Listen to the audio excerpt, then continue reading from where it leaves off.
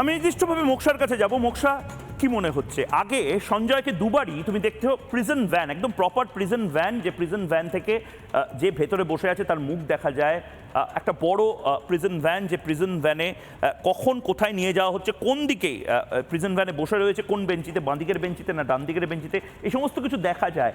আজ আমরা দেখলাম একটা ওই তুফান যে গাড়িগুলো হয়, একদম কালো কাচ লাগানো গাড়ি, সেই গাড়ি করে আনা হলো সঞ্জয়কে। তার যে পাদানি, সেই পাদানির ওপর পুলিশ দাঁড়িয়ে পড়লো ওই স্ক্রিন গার্ড করবার মতন, এবং তারপর চাপড় মারা হলো। এবং তার সাথে সাথে যিনি ড্রাইভার সাহেব রয়েছেন তিনি লাগাতার হর্ন দিলেন একটাই কারণে, সঞ্জয়ের মুখ যেন না খোলে, তার শব্দ, আমরা শব্দ ব্রহ্ম বলি, এই বজ্জাত ছেলেটির শব্দ, একটি শব্দ যেন মিডিয়া না শুনতে পারে। এ তো ভয়াবহ মোক্সা। হ্যাঁ, এরকম তো আমরা ডার্বির দিনও দেখেছিলাম কিরকম ইস্ট বেঙ্গল মোহনবাগানের সাপোর্টার্সদের কে এরকম ভ্যানে তুলছিল, আমাদেরকে মারছিল, টিয়ার গ্যাস দিচ্ছিল, কিন্তু এই স্পিরিটটাকে তো বন্ধ করতে পারেনি। এবার আমরা এতদিন ভাবছিলাম সত্যি সঞ্জয় যেন ধনঞ্জয় না হয়, ও বলির পাঠা। এবার আস্তে আস্তে মনে হচ্ছে, যেটা উনি বললেন, আইনজীবীরা ডেফিনেটলি এটা আরো ভালো জানবে, ডিসি নর্থ কে কিন্তু মানে ওপর মহলের লোকরা দে আর ভেরি স্পেসিফিক, যে আমি কাদের ফাঁসালে ডিরেক্ট আমাদের নামটা আসবে না। ওরা হয়তো থ্রেড বলুন, এই যে সিন্ডিকেট বলুন, এই যে নতুন একটা তথ্য এলো মা তারা, যেখানে পুরোটা directly link to the chess department. আমাদের প্রথম দিন এই একটাই কোয়েশ্চেন ছিল, সেদিনকে রাতের চেস ডিপার্টমেন্টে কেউ কিছু জানে না, তো আস্তে আস্তে অনেক সাক্ষীরা দিচ্ছে, হয়তো সাক্ষী দিচ্ছে, তারা বেটার জানে। তো আমরা প্রত্যেকে এইটার জন্যই আন্দোলনটা করেছিলাম, এখনো সেটা একই কথা বলছি, যে পুলিশ ডিপার্টমেন্ট এটা কেন করছে। এবার কেন প্রশ্ন, যখন তারা বিভিন্নভাবে ভিডিও করে প্রেস করে চেষ্টা করেছিল ম্যানিপুলেট করা, তারা যখন সক্ষম হননি, এবার এই যে সেলিব্রিটি বলুন, এবার তো আমি মনে মজা করে একটা স্টেটাসও দিয়েছিলাম, এসইউভি গাড়িতে নতুন কোনো আগামী হয়তো মুখপাত্রের প্রমোশন হচ্ছে। তো এই করে করে যেভাবে ক্রিমিনালসদের আশকারা দিচ্ছে, উদ্বুদ্ধ করছে এই মানে আমাদের এই সিস্টেম বলি কি পুলিশ প্রশাসন বলি, তো এটা খুব ক্রিস্টাল ক্লিয়ার যে কিছু তো কুছ তো বাত হয়। আর ডিরেক্ট যেখানে বিনীত গোয়েলের নাম নিয়েছেন, তাকে কেন আড়াল করার চেষ্টা, এইটার জন্যই হয়তো আমরা কালকেও আন্দোলন করছি, এটার জন্যই চিৎকার করছি, নিরাশ হয়ে পড়ছি। কিন্তু এই নতুন যে তথ্যটা এসছে সিবিআই, এটা সত্যি কথা, এটা একটা প্রাইমারি চার্জশিট দিয়েছে। আমরা মানে খুব জানতে চাই যে এর পরে কি হচ্ছে, মানে ওর টার্নটা কবে আসবে, সঞ্জয় রায় কি বলবে। ইভেন এটাও আমি শুনেছি সিবিআই আইনজীবীকে বলতে, যে উনি নাকি এটা মানে উনি ডিস্টার্ব করছেন, উনি ইন্টারাপ্ট করছে, উনি কেন এটা ইন্টারোগেশনের সময় বলেনি। তো এটাও আমাদের প্রশ্ন। তো শুধু সঞ্জয়কে Dhananjay, is definitely is one of the accused, কিন্তু এর পেছনে কারা আছে, কেন আছে, সেটাই আমরা এখন সত্যি এই কেসটার মধ্যে থেকে জানতে চাই। কিন্তু তীরটা কিন্তু আস্তে আস্তে ডিসি নেওয়ার, মানে আমরা যেটা বলছিলাম না, ধনঞ্জয় হওয়ার সঞ্জয়ের রায়ের একটা জায়গা আছে, এবার মনে হচ্ছে আস্তে আস্তে ওর দিকটা কিন্তু ডিসি নর্থের দিকেই যাচ্ছে।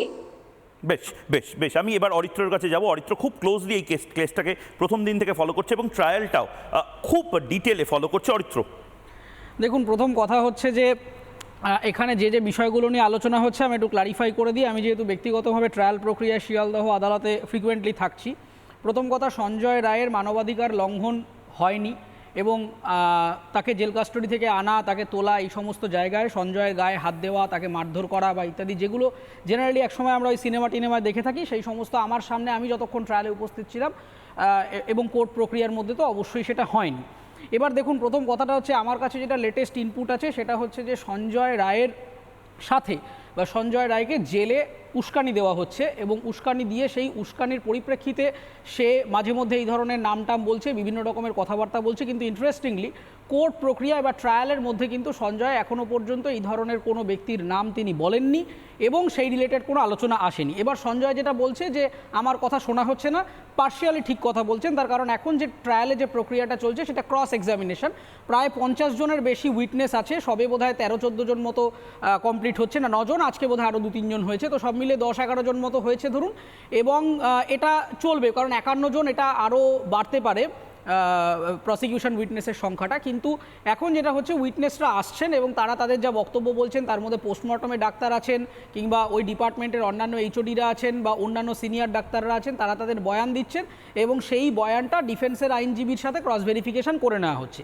এবার ঘটনা হচ্ছে যে তাহলে সঞ্জয় এদের নাম বলছেন কেন? দেখুন, আমার সঞ্জয়কে ব্যক্তিগতভাবে দেখার ফলে যেটা অভিজ্ঞতা হয়েছে সেটা হচ্ছে প্রথম কথা পুলিশের বোকামি। আমি একদম স্পষ্টভাবে বলবো, যদি মনে হয়ে থাকে যে মিডিয়ার কাছে সঞ্জয় এই কথাটা মানে বলে ফেলতে পারে, অন্য কারো নাম বলে ফেলতে পারে, সেটা উস্কানিতে হোক কিংবা নিজের ইনোসেন্স প্রুফ করার জন্য যে কোনো কারণেই হোক, তাহলে মিডিয়ার যে উইংস বা বক্সগুলো তৈরি করা হয়েছে সেটা কিন্তু পুলিশ চাইলেই মেন কোর্টের বিল্ডিং থেকে আরেকটু দূরে করতে পারে, যাতে কনভয়টা ঢুকে যাওয়ার পর সেটা হয় না। পুলিশ ইচ্ছা করে এরকম একটা মিসম্যানেজমেন্ট সিচুয়েশন তৈরি করছে যাতে ও নামবার পরে এরকম করবে। এবং আমার এটা দেখে মনে হচ্ছিল যে কলকাতা পুলিশের এখান থেকে বোধহয় ফিল্মে বা সাউন্ড ডিজাইনিংয়ের লোক নিয়ে যাওয়া উচিত। যেভাবে দরজা চাপড়ে, বাঁশি বাজিয়ে, ভুবুজেলা বাজিয়ে যেরকম তারা করছেন, এটা ভালো সাউন্ড ডিজাইনার হতে পারবেন। র্যাফ ট্যাফের লোকেদের থেকে আমরা ভালো টেকনিশিয়ান কিছু পেতে পারি এবং এক্স্যাক্টলি ফলি আর্টিস্ট আমরা ভালো কিছু পেতে পারি এখান থেকে। দ্বিতীয় কথাটা হচ্ছে সঞ্জয় তাহলে কেন এই নামগুলো করছেন?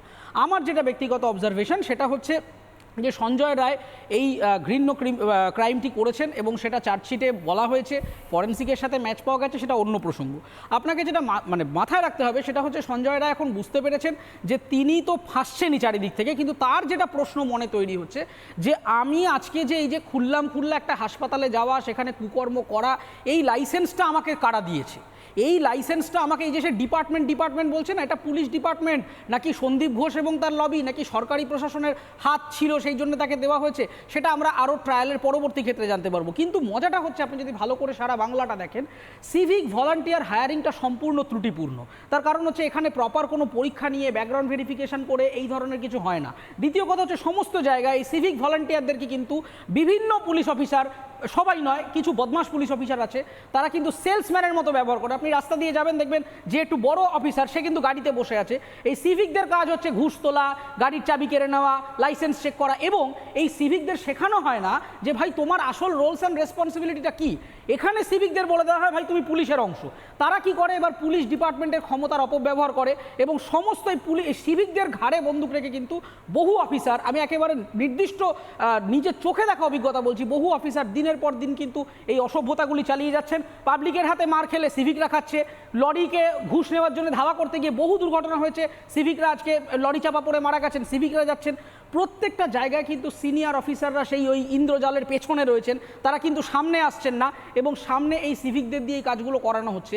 এবং আমার ধারণা যে সঞ্জয় রায় তিনি কিন্তু বুঝতে পারছেন যে এই ক্রাইমে তিনি হয়তো সোললি অ্যাকিউজ, কিন্তু এই ক্রাইমটা করার মতো অ্যাক্সেস তাকে কে দিল?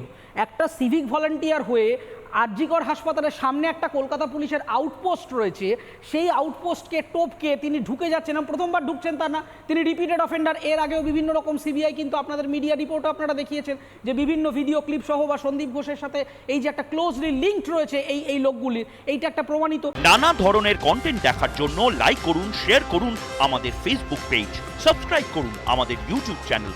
পাশাপাশি অন্যান্য ব্রেকিং নিউজের জন্য অবশ্যই চোখ রাখুন রিপাবলিক বাংলায়।